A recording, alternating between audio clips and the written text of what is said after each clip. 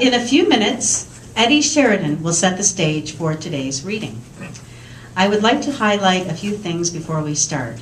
This story is set in 1837, just 8 to 10 years before the Great Hunger. Even though the famine had not started yet, conditions were lining up for what we now commonly call the perfect storm: hunger, poverty, failed crops, and overpopulation, let alone the political implications. So today's Reader's Theater will take a look at the micro level, the common people. Two people, two families, two different situations. The story is fiction, but the strife and dilemmas are real.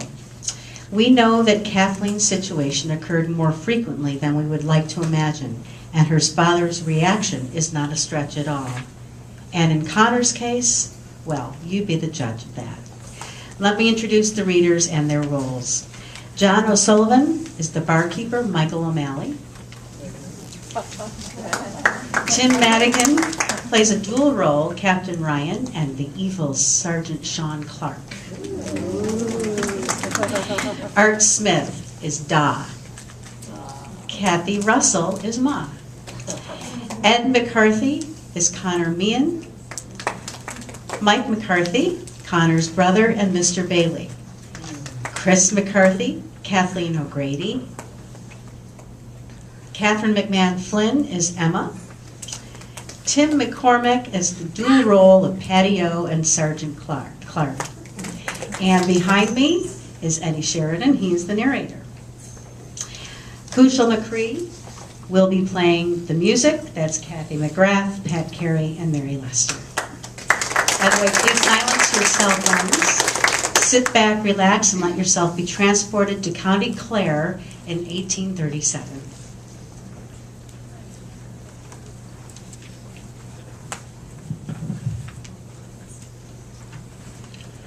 Flight of the Wretched, Part 1, The Means. In 1607, the chieftains of Ireland were forced to leave their homeland as a result of the continued onslaught of the Elizabethan forces. This exodus was known as the Flight of the Earls, and the result was the new Protestant ascendancy whereby English lords replaced the old Gaelic culture. Even though the chieftains were defeated and gone, the common Irish people remained, principally as farmers. Throughout the next 2 centuries, their labours were now in the service of the new absentee landlords and sitting royalty, a hard truth to accept. By 1837, the land was crowded and depended upon a single source of nourishment, the potato. At this point in history, the stage is nearly set for one of the greatest social, political, and humanitarian disasters of all time, the Great Hunger on Gorta Moor.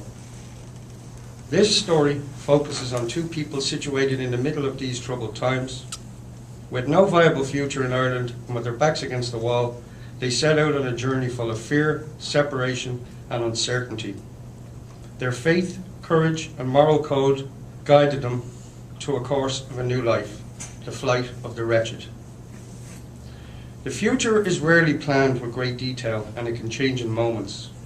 Such was the case for Connor Meehan, a 20-year-old Irish lad struggling to survive amidst the crowded lands across Ireland. Tonight, an unexpected incident would change one offshoot of the Meehan clan forever. The flow of events started with dinner, when the family gathered as they had for generations. In spite of the lack of food and a sparse dinner, it was a time for all the Meehans to draw together. I remember that night. Da sat at the head of the table as the children lined each side, and Ma took her place at the other end. It did not matter if the children were fully grown adults or tiny tots. Their place was at the side of the table until they established their own home. The meal was always the same during these hard times. Ma selected potatoes from the storage bin that showed the least amount of decay. But it was the staple of each evening meal, and the supplies were bleak from the last year's blight and overly damp storage. Even though most of the potatoes were unfit for normal consumption, these were tough times, and she carefully selected soft and barely usable potatoes and boiled them in water. The result was a dinner that fed 5 adults and 5 growing children. When it was ready, Ma dished out everyone's portions. From the limited amount, she plopped down two small potatoes on Father's plate, as he received the healthiest looking potatoes, followed by the two youngest getting the next healthy serving. My older brother Frank and his wife, who was with child, received the next portion. I was the last to be served before Ma took her share. My serving was soft, discolored, half-rotten potatoes, and as I picked apart the soggy skin to expose the interior flesh of the crop, I saw a black core surrounded by an edible white layer. Maybe next year will be a better crop. Let's pray for it.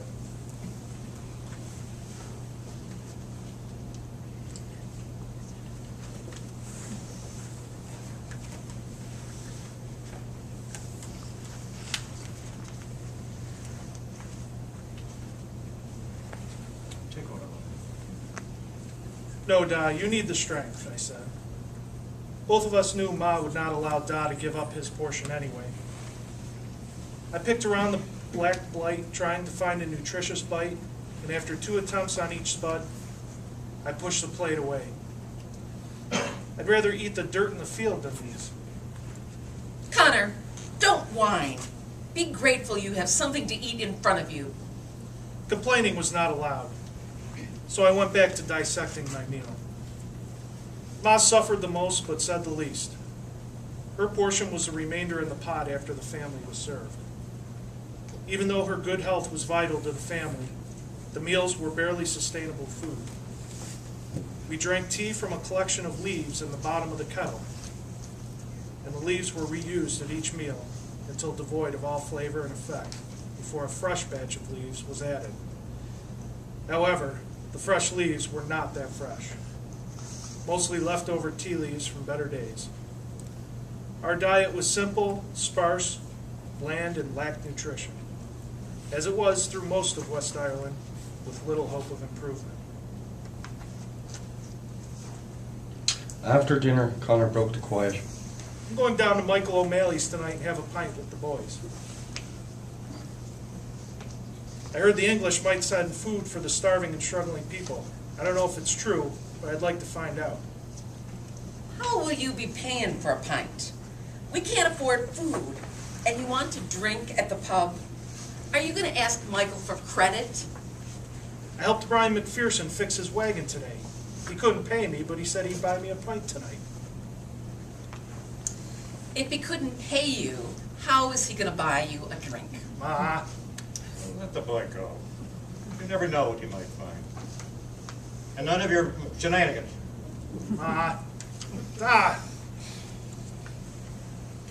O'Malley's pub was cold on this cool Monday in February, and the talk was sharp. It was desperate talk of survival for today, tomorrow, or a year from now. The chatter was laced with hatred for the English that dominated every aspect of Irish life. Those damn British are going to let us starve to death. They could care less if our children are dying. They hope to weed out the weak, the elderly, and let the population right itself. They don't care who lives and who dies. And as if cued, the fierce British enforcers of the British throne entered the bar. Sergeant Peter Clark entered with his usual arrogant posture, hoping for some hot-tempered Irish lad would let his tongue get ahead of his ability to filter his good sense. Any reaction by the bar's patrons would be cause for a brutal response from the British soldiers that would demonstrate their cruel control of the population. I have terrible memories of that night.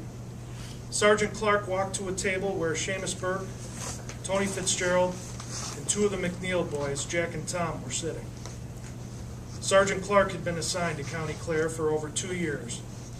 By now, he should have known better than to start trouble when those 4 boys were together.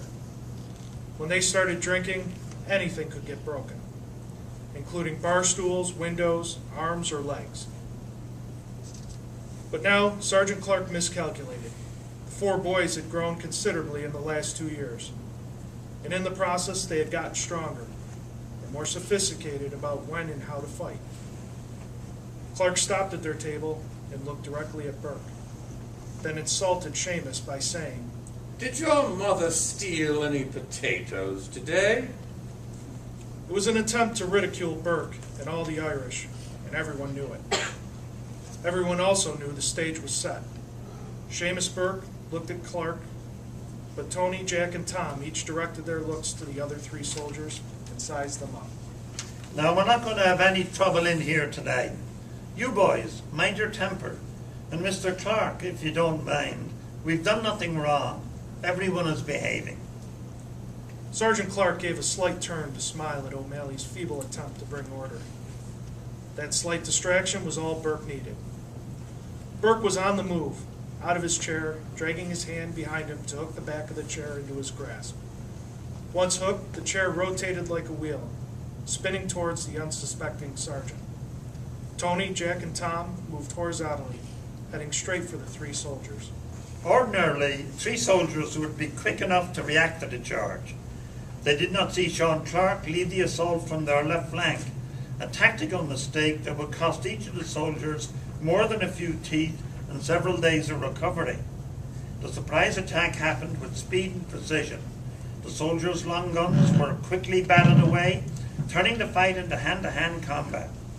The four youths had speed, strength, surprise, and most effectively, emotion on their side. Now, Seamus Burke was a brawler, and the years of his personal and family oppression had accumulated deep within his soul. The pent-up emotions from his father's death at the hand of the English enforcers, the forced loss of family land that led to reduced crops and frequent hunger, the stripping of his native language, and prohibition against practicing his Catholic faith, all accumulated in this moment. Today's abuse, like the harassment his family had received in their daily comings and goings, was now focusing in one central point.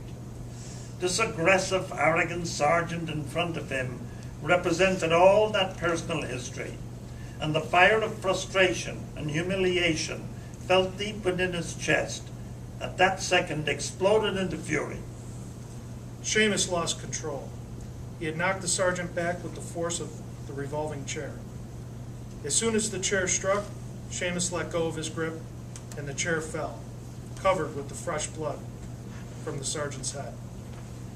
He then planted his feet in a strong fighting stance as his left fist came with blazing speed to the sergeant's jaw, causing bone and teeth to break and splitting his lower lip, sending more blood splattering across the floor. Clark stumbled to gain his footing, but Burke sent a flurry of punches to the face and head. Peter Clark went down, and Burke's assault continued. Clark never regained his footing or his composure. Within 4 minutes, the fight was over, and the sergeant lay on the floor, motionless. The sergeant's brain could not withstand the powerful blows coming from the left and right side repeatedly, and finally his brain function shut down. Holy Jesus and Mary, Mother of God, he's dead? The other three soldiers had been beaten and stripped of their weapons. Seamus Burke and the other boys ran off. Sean Clark and the other Irishmen looked at each other, wondering what to do, as each man knew the trouble that would follow with the British forces. I'll go for Dr. Zimmerman. Two other men volunteered to go with him. Connor immediately left the pub. He ran home as fast as his legs could move.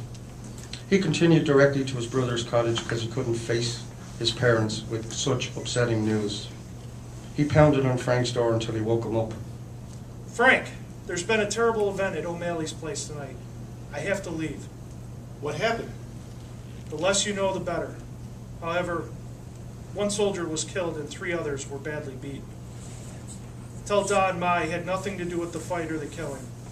But because I was there, I have to leave. Frankie, I'm going to catch the next boat out. Where will you go? I don't know. I'll take the first boat I can. I just hope it's not a boat for London. Frank's wife Emily came into the kitchen to ask what was going on. Connor walked over and gave her a hug. Goodbye, Emily.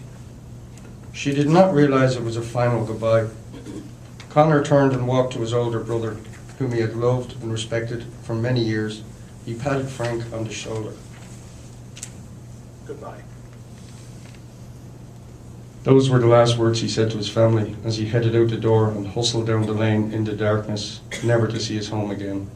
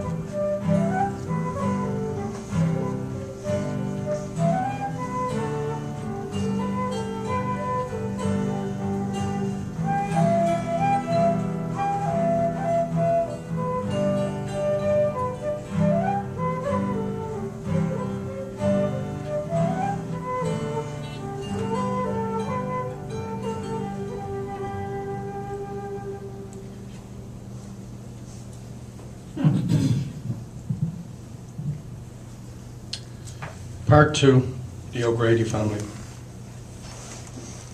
The O'Grady family had lived in Ennis, County Clare for centuries, working the land, but currently Paddy O'Grady was working the people. O'Grady was a merchant who imported tobacco. He was well known throughout County Clare as Paddy O. His oldest daughter, Kathleen, had her father's command of the language, but she chose not to be a verbal hawker in the image of her father. She was more like her mother, Emma, than her father, reserved and respectful of people's time and personal thoughts. Her presence sparked life through her large smiles and her lovely face. Her striking good looks naturally drew people in for an engaging conversation. Kathleen also played violin. In the evening, she would play the soft music of Thurlock O'Carolan. Kathleen worked as an aide at the County Fever Hospital in Ennis. She assisted with the daily chores of cleaning and changing bedpans and giving sponge pads to patients. She also ran errands and delivered messages. She wanted to study in the health field, but women doctors were nearly unheard of, so her best option was to consider joining a convent that cared for the sick. Her 18th birthday was soon approaching and a final decision had not been made regarding her life's vocation. She was well liked by the hospital staff as well as the patients. Most patients at the hospital were short-term because the fever would quickly overtake them. Kathleen gave them as much comfort as she could and tried to provide an environment in which they could die with dignity. On a cool, cloudy and dark November evening in 1836, Kathleen left the hospital for her usual walk home through the streets of Ennis. It was an awful night. I was about 2 hours later than usual because I sat with Edward O'Donnell during his last hours of his earthly existence. After he passed, and I reported the event to the charge doctor, I left for home. I was sad for the loss of Edward, an older man who possessed a vigorous spirit throughout his sickness. I felt as if I had lost a friend, which left me in a melancholy mood that made me keep my head down, lost in thoughts of Edward's final struggle. As was my custom, I walked past Callahan's pub. The typical crowd could be heard from the street, bantering and sharing the talk of the night. But I ignored the bar's activity. Shortly thereafter, I heard footsteps behind me. The footsteps kept pace with me even as I quickened my step. The click of my followers' heels I could easily hear against the stone walkway, and fear grew within me. I thought the heavy footsteps were that of a fully grown man, so I decided to turn abruptly on a side street to see if I could get a look at my follower. I could only make out a large shadow and could not identify the person.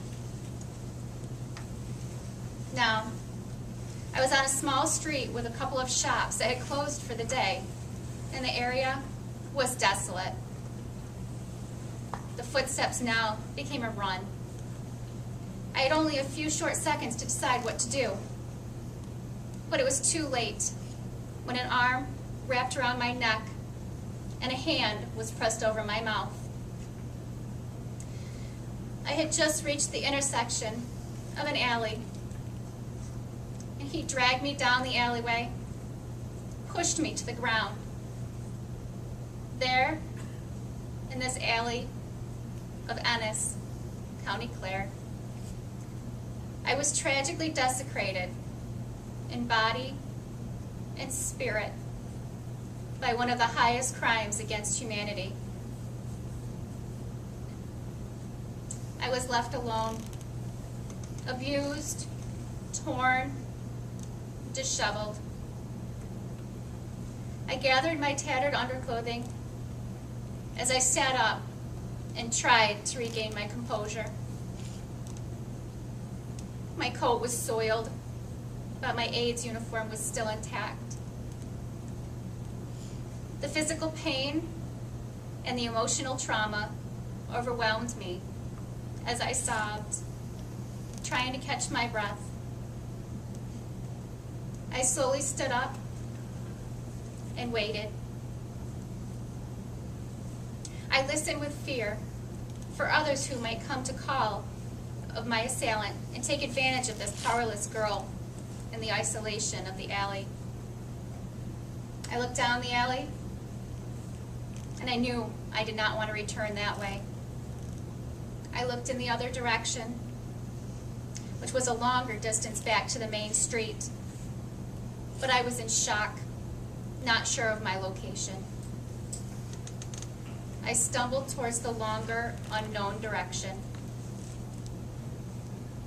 With a deep breath, my senses sharpened, and now I could hear sounds more clearly. The smell that stuck in my nose reeked of alcohol and sweat. My mouth was dry, and I felt dirty, soiled by that crime that clung to my skin and invaded my soul.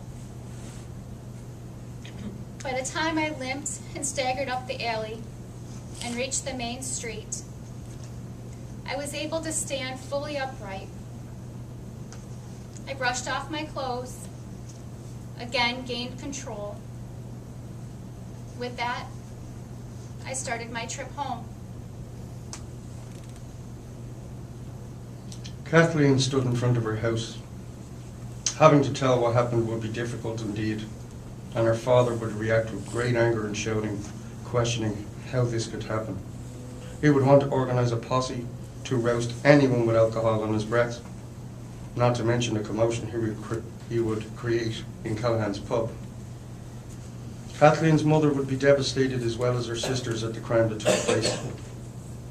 In the end, Kathleen decided to say nothing. She entered the row house and walked the stairs to her second-floor residence. Upon entering the apartment, Emma, her mother, was the first to greet her. Kathleen, you are late. Is everything all right? Yes, everything is all right. Edward, an older man whom I liked, died today. I stayed with him until the good Lord took him home. Emma smiled, proud of her daughter. Kathleen went to her room to change and clean up. When she returned to the living room where the family was gathered, again Kathleen's mother sensed something was wrong. Something's bothering you. It was a statement more than a question. It's just the loss of Edward. He was such a good man, and no family was there for him. As days passed, Kathleen continued her daily routine of going to work and walking home. She was careful not to stay late, and she took the longer route home away from Callahan's pub. She was a strong woman, but she had pride, and she hurt. The walk home on that fateful night past Callahan's pub could have destroyed Kathleen's spirit, but such was not her nature. Kathleen had an internal strength that she did not let a horrendous crime defeat her true self. She suffered internally, but endured externally. She never wanted to see or hear of Callahan's pub again. As Christmas 1836 approached, Kathleen's worst fears became reality. She feared she was pregnant. How would she explain this circumstance to her family? As a good Catholic, being pregnant out of wedlock would overshadow any explanation of the crime that happened to her. Her father would not understand, and the scandalmongers' talk of the townsfolk and parishioners of the Cathedral Church of St. Peter and Paul could not be endured. She waited as long as she could, but by the end of January, she was certain of her condition. Kathleen waited until after church on the last Sunday in January to tell her parents. Her two younger sisters were out of the house visiting their friends when she determined it was time for a talk. Paddy was sitting in his chair enjoying one of his cigars. I think I'm pregnant. What? Who? Yes, it's true. I think I'm pregnant. Who is the father? It does not matter who the father is. I will not marry him. I want to know who he is. He will pay for this baby and his indiscretion upon my daughter. Daddy, it does not matter. Are you serious? Now his voice was loud, and all the occupants of the building and many on the street could hear Paddy O starting his verbal confrontation. He was on his feet. No young man is going to take advantage of my daughter and walk away without anyone saying anything. Kathleen was just about to reaffirm how little the identity of the baby's father mattered when her mother interrupted her. Patty, lower your voice. His face was flushed with red, and the veins were bulging across his forehead and along his neck, but he quickly redirected his thoughts. What are we going to do? Kathleen took note of the statement, which included the word we. Father, we are not going to do anything. I'm going to have the baby, and that's that. No. We can't have you living here, pregnant with a baby, out of wedlock and say nothing. I have a business up to uphold. Customers need to respect me. Paddy O's voice was up again for all to hear as he continued. I have built this business so I wouldn't have to dig dirt for a living. I have given you a house with a roof over your head and food on the table and a respectable place in the church. Patty, calm down. We need to talk this through in a civilized manner. Well, I can't believe this. As you were saying, you think that you are pregnant. I will have the baby by myself. Silence fell across the room. All three minds were churning. Each O'Grady was searching for answers, for words to be said aloud, for a strategy to be stated that brought solace, comfort, or a positive outcome. I have a plan.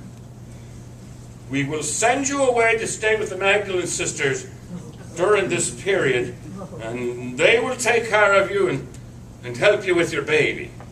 No, Dad, I will do no such thing. Paddy's eyes narrowed, his face reddened again, his body filled with intensity. He was ready to explode. Kathleen saw it coming. He rarely lost his composure, but when he did, it was volatile. In his thoughts, I could feel the rage within me. I had built this business, and I had a reputation to think about. All of Ireland was suffering from disease, hunger, fever, land stripping, and abuses from the English. Amid all that misery, well, I had used my savvy, and business skills and established a viable trade through shipping and importing goods. An unusual success for a Catholic to deal effectively with Protestant customers. In Irish terms, I was a success. A scandal like this would destroy all that I'd worked to create, and I had no intention of letting this happen. Now, I'm face to face with my daughter, whom I love greatly, and I tried to restrain my anger, but the intensity still made me shout louder than I should have. You must go away! I have built this business, and I have a reputation to think about. I could hear my words. I was removing my daughter from our home. I was abandoning her. He sat back in his chair. His own conflicts tore him up on the inside. The discussion was over. Each retreated to their private thoughts. The air hung heavy in the small apartment on the second floor of the O'Grady household. Kathleen withdrew to her room. She needed time to be alone, as she felt alone and deserted by her family. How can Father's priority be his business? How can he consider sending me to those terrible slave masters? To save his business, then find the right answer for me and my baby. The next day, Kathleen announced her plan to leave her parents. She would find a way to survive. I have a plan to travel to America and have my baby there. I have a friend who can get you there safely. Unbeknownst to Kathleen, Paddy O sent a dispatch to an associate in Cork City who handled his shipping business, asking for a special favour. I have a dire emergency for which I need your help. My daughter needs to travel to America quickly and safely. Please ask Captain Ryan to grant this special request. Paddy received his reply within the week. Captain Ryan wants assurance that there is no legal troubles. Otherwise, he is leaving in 3 days hence. Oh my, 3 days! He threw down the letter and called. Kathleen!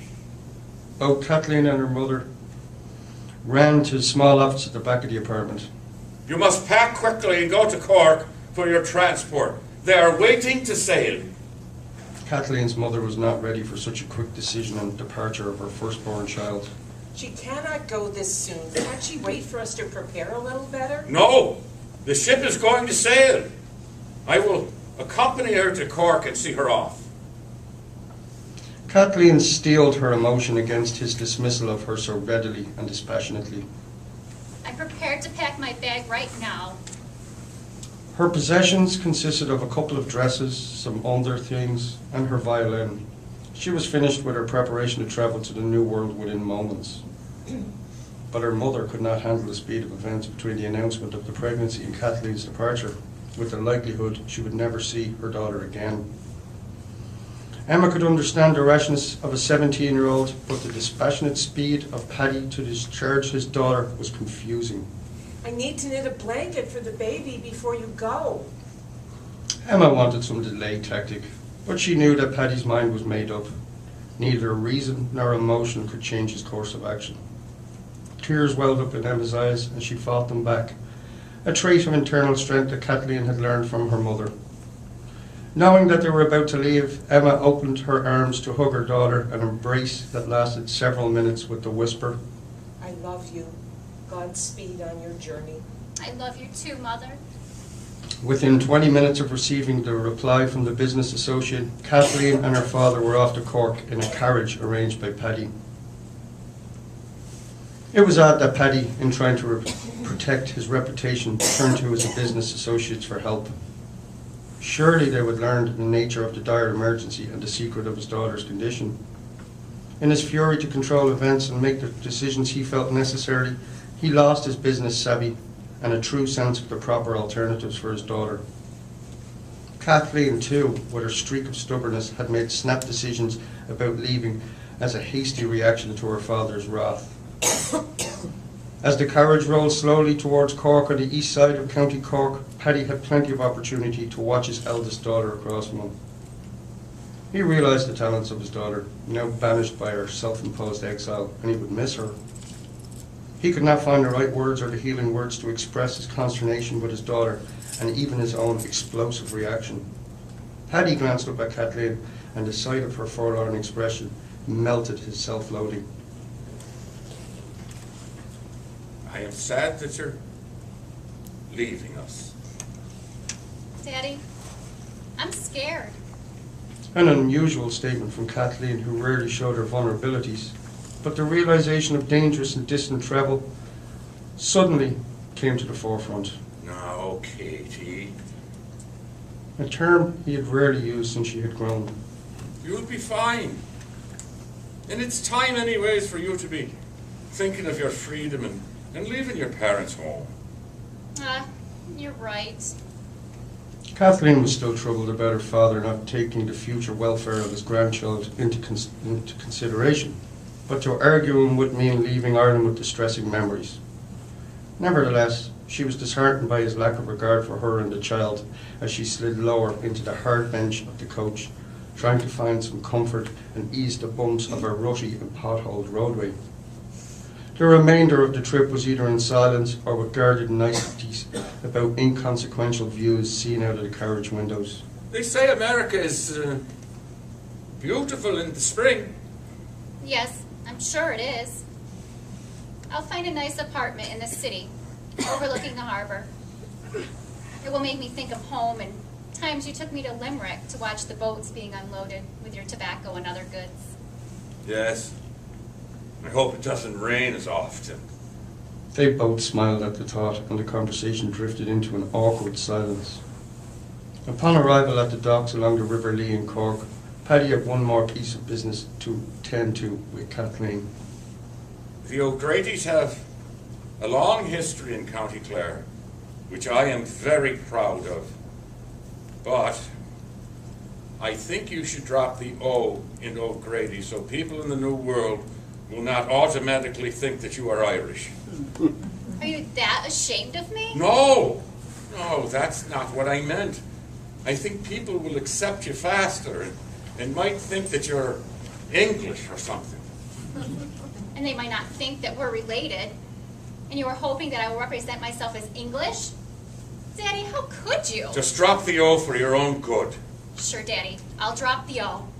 She turned and looked out the window. Another piece of abandonment. The driver pulled up alongside a massive cargo ship, the Carolina. As he opened the carriage door, Paddy yelled in a gregarious voice. Good morning, sir! Ah, Paddy, I see that you made it in time. We're going to sail today as soon as we're loaded. The captain left the gunwale and walked down the short gangplank to the dock. Paddy met him with hand outstretched. Captain Ryan, I would like you to meet my daughter, Kathleen. It's nice to meet you, madam.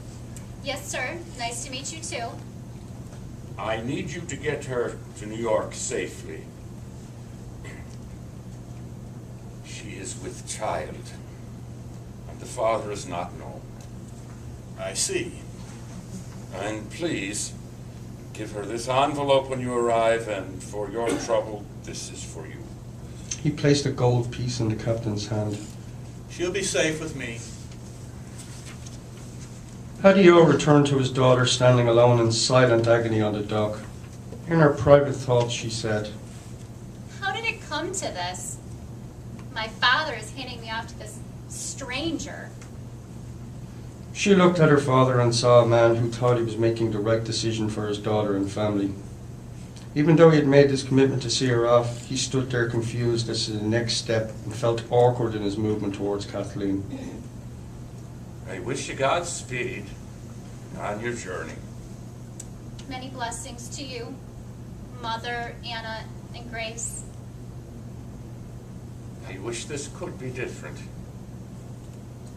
Paddy backed away with a step, turned, climbed into the carriage. When the door slammed shut, the driver yelled "Go!" and the horses led the coach away. Kathleen stood motionless on the docks, staring at the departing coach when an urge to yell out, Come back. Yet another emotion told me to hold my silence. Tears welled up in my eyes. All that I had ever known, loved, and become familiar with in my life was now gone. I felt overwhelmingly abandoned.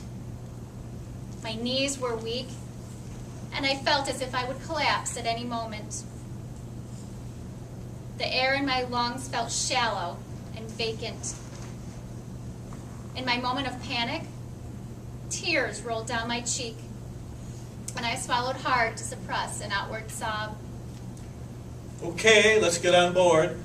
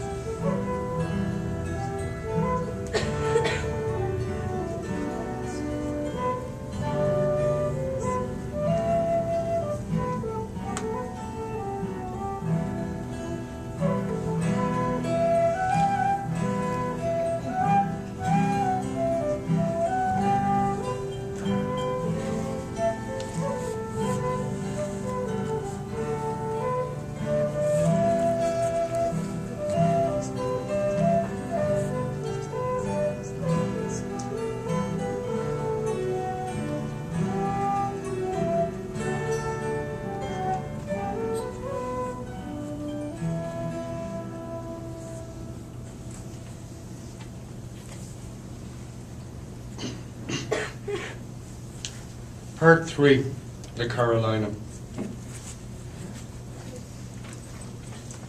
Captain Ryan led Kathleen up the gangplank to the main deck.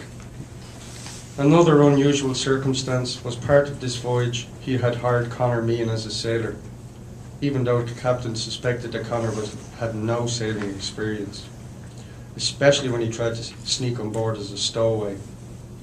However, when caught, Connor convinced the captain he would make a good sailor. He turned his attention back to Kathleen. This will be your home for the next 30 to 45 days. I have a berth set for you below for your privacy and living quarters. Mr. Bailey, take Miss O'Grady below. It's Grady. I'm dropping the O. Very well. Mr. Bailey picked up Kathleen's bag and escorted her to the hatch and ladder that led to the lower deck. When below, he led her to her berth, a small cubicle protected by a cloth hanging on 3 sides to give her privacy. Within the enclosure was a small narrow bed made from freshly stuffed hay, a straight-back chair, and a small oval window with a hatch to let in some light. I hope you're comfortable. Mr. Bailey set her bag down and left. The cabin was clean, but the lower deck smelled musty, and the damp air blowing in from the porthole gave no promise of relief. Again, a wave of melancholy hit me. Perhaps I, too, could end this voyage by insisting on going ashore. But no, stubbornness and determination overcame my fear and prevented me from making a quick exit off the boat. I sat on the chair for what seemed over an hour and looked about the tiny quarters, realizing this small area was the only refuge of isolation from a ship full of men. A different fear overcame me. Not the emotional fear of separation, but fear for my physical safety. Can the captain really protect me? I stood because some subconscious voice told me to run. As I did, the boat jerked. I heard voices above yelling. Now drop the mizzen sail. The boat was moving away from the dock, and there was nowhere to run. I was headed to America. The ship set sail and Kathleen sat back down in a chair and stared out the porthole. The river gave way to the ocean, and soon the high waves of the open sea rocked the boat. Kathleen was oblivious to the changes until a sudden sway nearly knocked her to the floor. She could hear footsteps coming below and walking towards her. A deep voice spoke. Miss Grady, Miss Grady, Yes? Miss Grady, are you all right? Why, yes. Kathleen pulled back the cloth opening. Just checking. The captain would like you to join him for dinner tonight. Will that be all right with you? That will be fine. He will expect you at 6 o'clock. 6 o'clock? How will I know when it's 6 o'clock? The ship's bell will ring 5 times at 5 o'clock. The crew will change at that time, and it will ring again 6 times at 6 o'clock. The captain will be waiting. Thank you, Mr. Bailey. Yes, okay. Kathleen realized the awkwardness of the first mate. She took this discomfort as a result of having a woman on board. Then, at the tone of 6 o'clock, she left her berth and started towards the ladder to go above. She was surprised to find Mr. Bailey waiting for her by the ladder. I will take you up. Kathleen did not say anything, but did think it was odd that he was there. When she arrived at the captain's quarters, under the escort of Mr. Bailey, the captain motioned her to sit at his dining table. I've asked a young lad to join us for dinner. Before she could respond, there was a tap on the door. Mr. Bailey, let him in, and then you can leave us. Aye, Captain. Connor entered the captain's quarters. Most sailors never see the inside of their captain's private quarters except in dire circumstances. As it turned out, the ship had not been a full day at sea, and Connor was making his second trip to the captain's berth. Welcome, Mr. Meehan. I see that you've cleaned up after a hard day's work preparing for the sail. The captain was trying to make his 2 guests feel welcome and comfortable. Yes, I feel much better, thank you. I would like to introduce you to Miss Grady. She will be traveling with us to America. I am pleased to meet you, Mr. Mann. Connor first noticed her dark features. Her black hair and brown eyes had mystery behind them, but her smile had charm. Connor was taken aback by Miss Grady's beauty. He was disarmed immediately. His first word was, Yes, 'tis a pleasure to meet you, Miss Grady. You can call me Kathleen. Well then, you can call me Connor.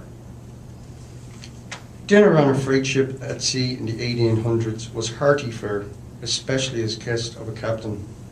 Tonight the evening meal was a bowl of salt pork and root crops, carrots and potatoes in a watery sauce. The captain's mood had led him to include the usual ship's fare of biscuits, known as hardtack, and goblets of beer. Dinner on this first night was exceptionally good. The company of other diners or the fact that Connor had not eaten well for a while may have helped the mood. Kathleen was delighted in conversation, and she spoke of her upbringing in Ennis. I enjoyed the closeness of the neighbors and the many small shops. Yes, I have been to Ennis a couple of times with my family. It's a lovely town. I come from Kilmallie, west of Ennis. We work the land. Connor's reference to working the land told Kathleen that they were tenant farmers. Even though they had a close connection, both being from County Clare, the 6 miles from Connor's family farm was a long way from Kathleen's apartment in both status and lifestyle. We had another crop failure this year. The potato turned black as it did before, and the government won't let us plant anything else for our own use. The only other choice is to convert it to grazing pasture land. It's a tough life right now for my parents and family. Is that why you left? No, not exactly. But there is no future for me in Ireland. Even if the crops were good, there are too many people working the land, too many mouths to feed. Soon enough, there will be widespread starvation unless the landlord allows other crops. I believe it's the same all over the countryside. Indeed it is. My cousins farther up the Shannon are struggling with the same issues. I've asked Connor to keep an eye on you. Why? Should I be concerned? No, I mean, ships are dangerous places. They rock and heave. A storm can be very treacherous, and I will not have the time to watch over you. I can take care of myself. Kathleen, you are a woman on a ship full of men. The captain's voice was serious, and Kathleen was well aware of the danger that lay in the hearts of men. I understand. If you need me, just say so. Fear rose in my throat, and I felt a wave of anxiety overcome me. I took a deep breath and waited. Connor watched a moment, sensing that something was wrong with Kathleen, but he was not sure of his meaning. Then Kathleen smiled and raised her glass. To my protectors. Kathleen and Connor had connected for their voyage across the ocean for a new and fresh start with life in America. The two were nearly inseparable for the 3,100 miles to New York Harbor. The ship sailed forward into the night.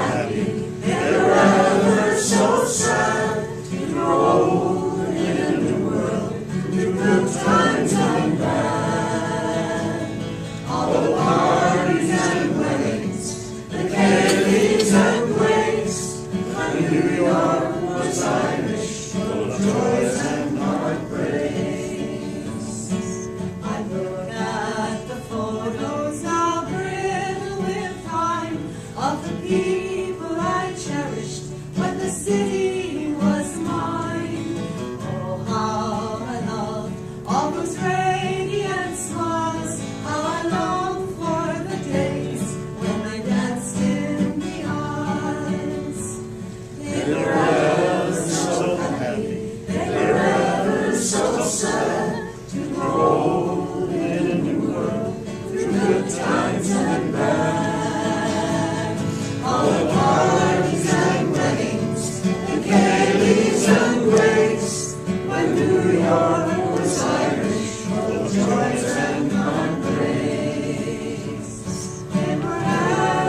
so happy, never ever so sad, to grow in a new world, through good times and bad.